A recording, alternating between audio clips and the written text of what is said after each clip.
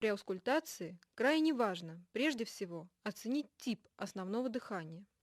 Так, звук дыхания человека в трахее.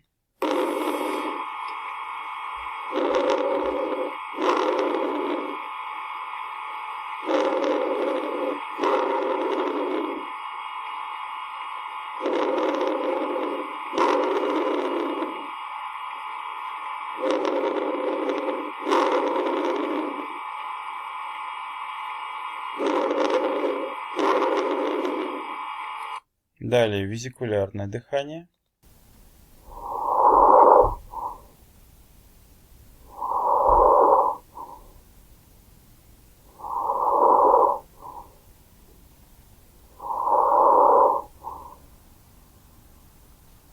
Бронхиальное дыхание.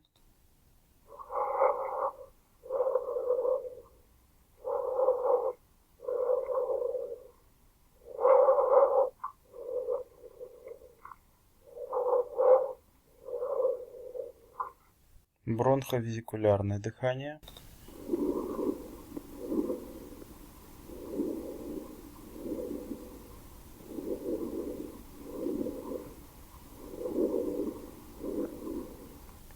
Так, хриповозможная пневмония.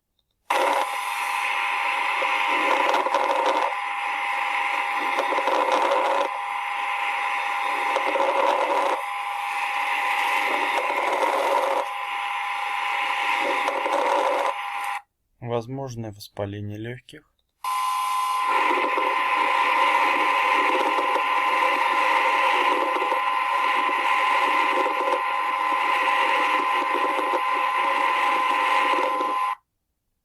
Одышка у астматического пациента.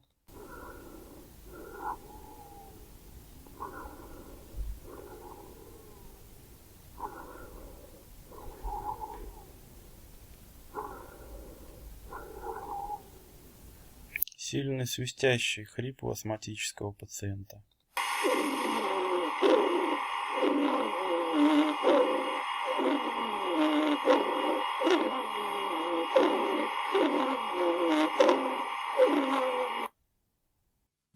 Звук визикулярного дыхания возникает в результате колебания эластических стенок альвеол.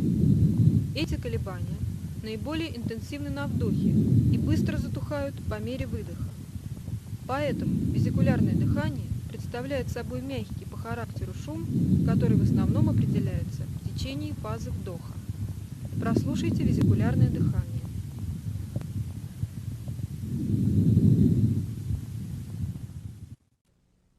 Vesicular breath sounds are soft and low-pitched. They're normally heard during inspiration and the first third of expiration, and can be heard throughout most of the lung fields.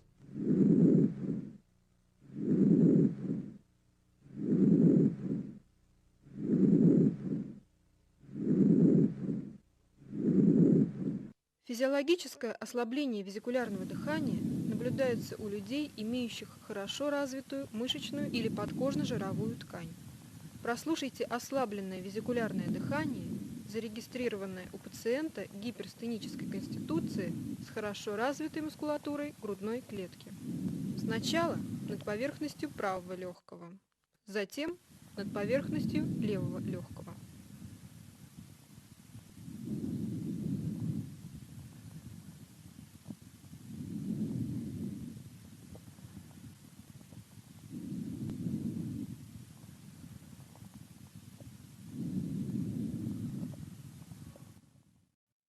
Физиологическое усиление визикулярного дыхания наблюдается у лиц астенической конституции, имеющих слабо развитую мышечную и подкожно-жировую ткань. Такое дыхание очень часто выслушивается у детей и носит название пуэрильного.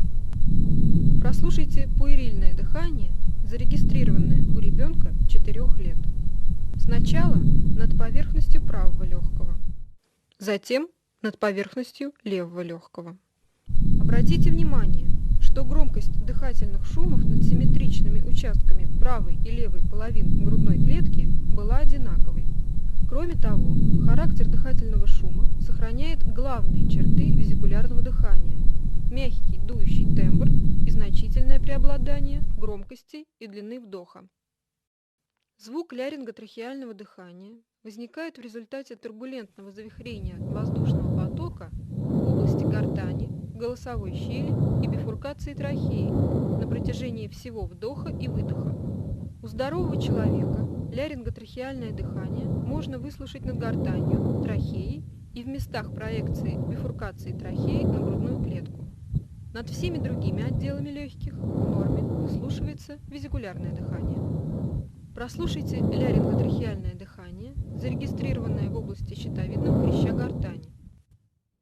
Сравните только что услышанный феномен с визикулярным дыханием.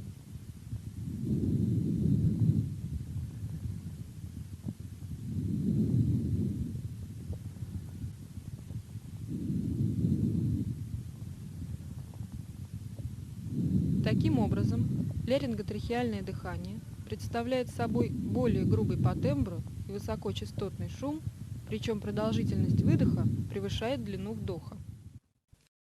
Патологическое бронхиальное дыхание возникает в результате проведения шума ляринго-трахеального дыхания на поверхность грудной клетки в тех областях, где в норме оно не выслушивается. Поэтому этот тип дыхания представляет собой грубый высокочастотный шум, выслушиваемый в обе фазы с преобладанием выдоха. Прослушайте бронхиальное дыхание у больного с правосторонней группозной пневмонией первой стадии заболевания. Кроме бронхиального дыхания, выслушивались также и побочные дыхательные шумы, о которых будет сказано чуть позже.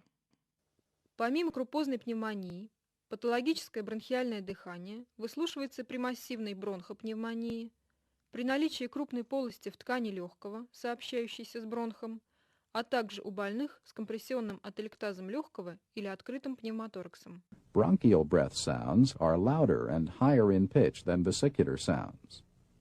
The expiratory sound lasts longer than the inspiratory sound, and a silent gap separates these two sounds. Normally, bronchial breath sounds are sometimes heard over the manubrium.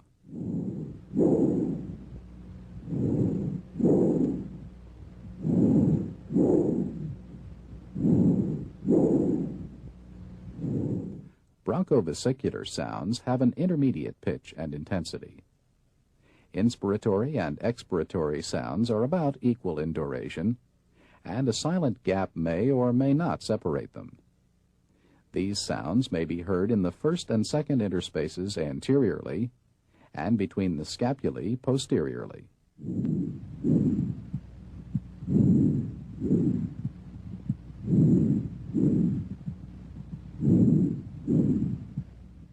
У некоторых больных при наличии в ткани легкого крупной полости, сообщающейся с бронхом, может быть выслушан особый вариант бронхиального дыхания – амфорическое дыхание.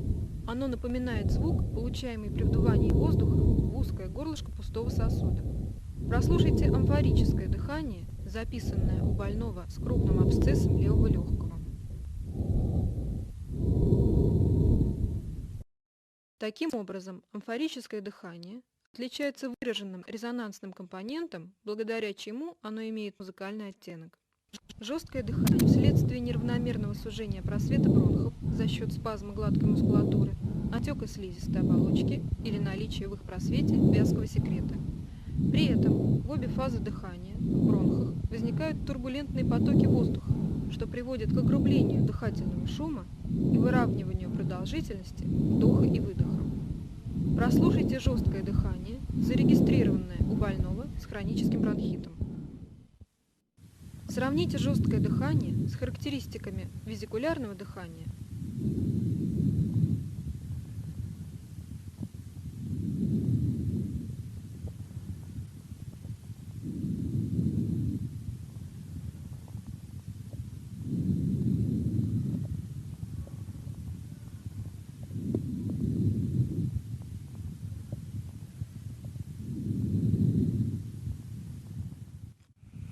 А также с характеристиками бронхиального дыхания. Таким образом, жесткое дыхание характеризуется несвойственным нормальному визикулярному дыханию равенством продолжительности фаз вдоха и выдоха, а от бронхиального дыхания отличается более мягким тембром. Жесткое дыхание может быть выявлено у больных, страдающих бронхитом или бронхиальной астмой, а также у пациентов с левожелудочковой сердечной недостаточностью. Большое практическое значение имеет определение локального ослабления дыхания. Сейчас вы услышите сравнительную аускультативную картину у больного с левосторонним эксудативным плевритом. Справа, ниже угла лопатки, выслушивается нормальное везикулярное дыхание.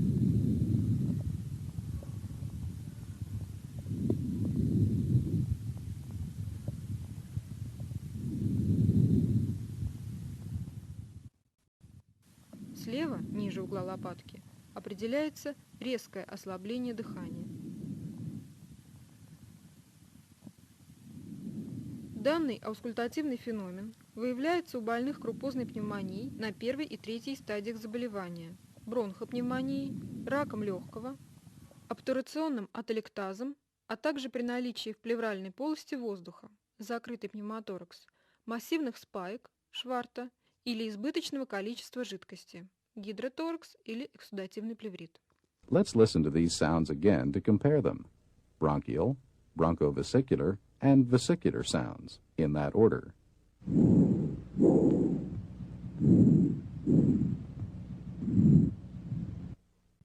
Саккодированное дыхание представляет собой дыхательный шум, в котором фаза вдоха состоит как бы из нескольких коротких прерывистых шумов с незначительными паузами между ними.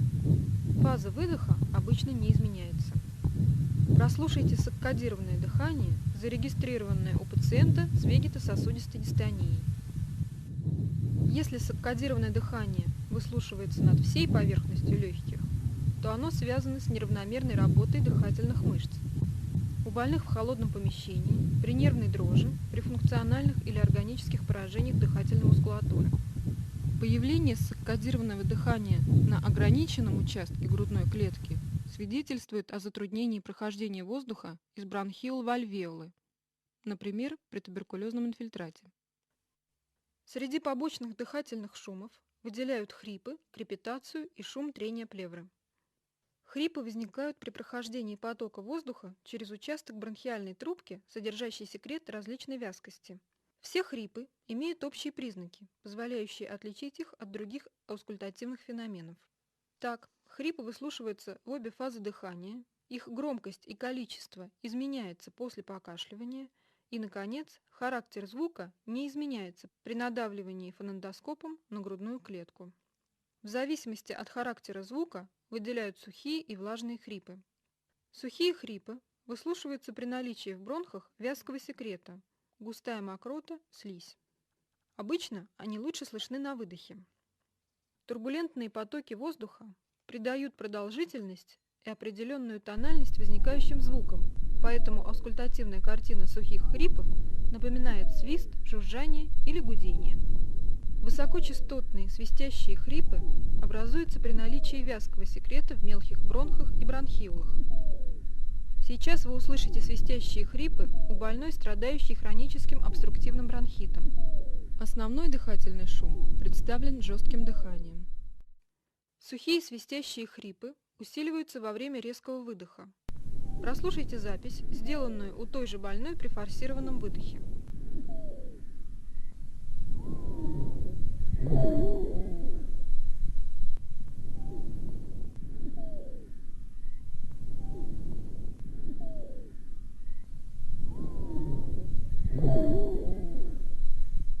Свистящие хрипы свидетельствуют о бронхообструктивном синдроме. Чаще всего он наблюдается у больных обструктивным бронхитом, бронхиальной астмой, а также в начальной стадии отека легких у пациентов с левожелудочковой сердечной недостаточностью. Местом образования более низкочастотных басовых хрипов являются крупные и средние бронхи. Прослушайте запись сухих басовых хрипов, сделанную у другой больной хроническим бронхитом. Как и в предыдущем случае, основной дыхательный шум представлен жестким дыханием. Прослушайте другой вариант сухих басовых хрипов.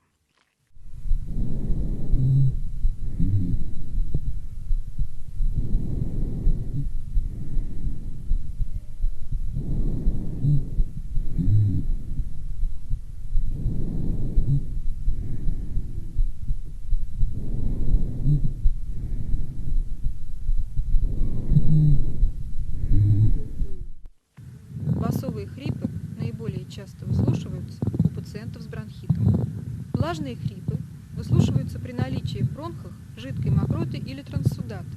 В этом случае поток воздуха проходит через область скопления жидкого секрета с образованием пузырьков разного диаметра, которые, лопаясь, издают характерные звуки. Эти хрипы лучше выслушиваются во время вдоха, так как именно в эту фазу скорость воздушного потока в бронхах максимальна. А теперь после покашливания. При наличии жидкого секрета в бронхах мелкого калибра образуются влажные мелкопузырчатые хрипы, которые отличаются более высоким тембром и большим количеством одновременно возникающих звуков. Прослушайте влажные мелкопузырчатые хрипы у больной с острой бронхопневмонией. Основной дыхательный шум представлен жестким дыханием. После покашливания характер хрипов изменился. Кроме бронхопневмонии, влажные мелкопузырчатые хрипы могут быть выслушаны у пациентов с бронхитом, пневмосклерозом и отеком легких. При наличии жидкого секрета в бронхах среднего и крупного калибра образуются средние и крупнопузырчатые влажные хрипы, отличающиеся более низкой частотой и меньшим числом одновременно возникающих звуков. А теперь в той же точке после покашливания. Такие же хрипы выслушиваются в проекции крупной полости в ткани легкого, содержащей мокроту и сообщающейся с бронхом, а также при наличии бронхоэктазов, мешковидных выпячиваний бронхиальной трубки, содержащих жидкую мокроту. Сейчас вы услышите влажные, средние и крупнопузырчатые хрипы у пациента с бронхоэктатической болезнью. Звонкость, громкость влажных хрипов определяется условиями проведения возникающих в бронхах звуков на поверхность грудной клетки. Если имеет место уплотнение окружающей бронхолегочной ткани, например, при пневмонии или пневмосклерозе, хрипы выслушиваются как звонкие. Влажные хрипы также отчетливо слышны в проекции абсцесса легких или бронхоэктаза, поскольку в этих случаях полость, в которой возникают хрипы, выполняет роль резонатора, усилителя звука. Еще раз прослушайте влажные, звонкие, мелкопузырчатые хрипы у больного с острой бронхопневмонией. Обратите внимание на хорошую слышимость хрипов. Если воздушность окружающей бронхолегочной ткани не изменена или повышена при эмфиземе легких, то содержащие воздух альвеолы выполняют роль воздушной подушки, и звуки, возникающие в бронхах, выслушиваются плохо. В этом случае их называют незвонкими, влажными хрипами. Такие хрипы иногда выслушиваются у больных бронхитом или при отеке легких. Прослушайте влажные, незвонкие, мелкопузырчатые хрипы у пациента с бронхитом. Еще раз сравните только что услышанные побочные дыхательные шумы со звонкими хрипами.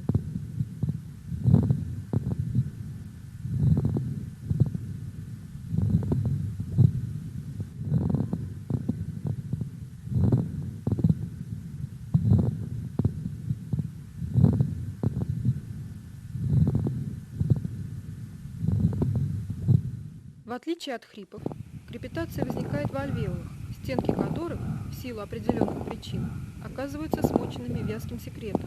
Вследствие этого на высоте вдоха, когда происходит расправление пораженных альвеол, возникает особый звук, напоминающий нежный треск. Крепитация, в отличие от хрипов, не изменяется после покашливания. Сейчас на фоне бронхиального дыхания вы услышите крепитацию. А теперь после покашливания.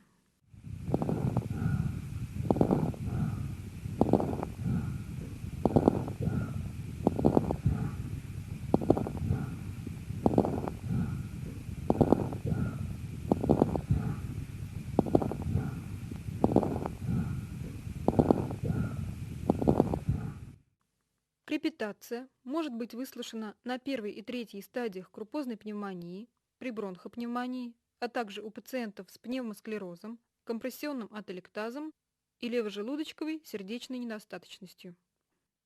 Шум трения плевры возникает при наличии неровности, шероховатости плевральных листков и сохраненной их подвижности друг относительно друга.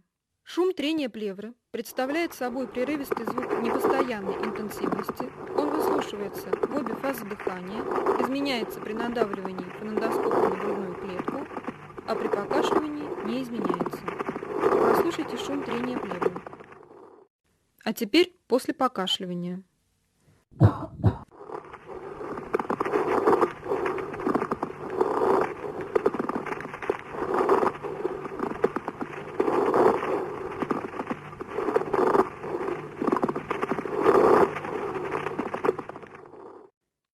Прослушайте другой вариант шума трения плевры.